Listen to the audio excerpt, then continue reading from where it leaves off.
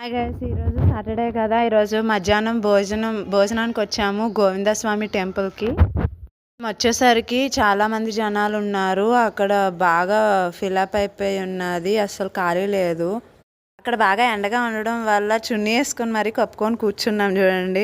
చూడండి స్వామివారి కళ్యాణం అయిపోయిన తర్వాత లోపలికి తీసుకొస్తున్నారు. మాకైతే సరిగా కనిపించలేదు ఆ జనాల వల్ల. మేము అక్కడి నుంచి దండం పెట్టేసుకున్నాము స్వామివారికి నైవేద్యం పెట్టేసిన తర్వాత మాకైతే లైన్ వదిలేశారు అన్నదానంకి. టికెట్ తీసుకొని బయటకైతే వచ్చేసాము. అన్నదానం వైపు ఫుల్ లైన్ ఉందన్నమాట.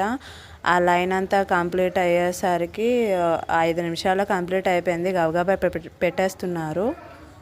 ఇక్కడైతే ప్రతి వారం ఇంతమంది జనాలు అని కాకుండా చాలామంది, ఎంతమంది వస్తే అంతమంది జనాలకి కడుపు నిండా పెడతారంటండి.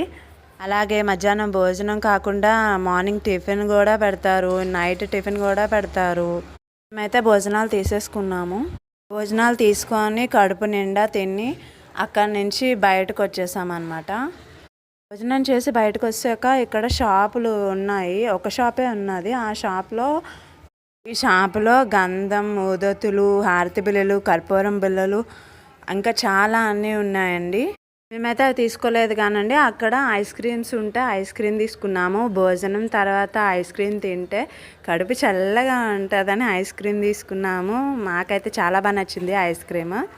నేను స్ట్రాబెర్రీ ఫ్లేవర్, అక్క ఏమో చాక్లెట్ ఫ్లేవర్ తీసుకొని తిన్నాము.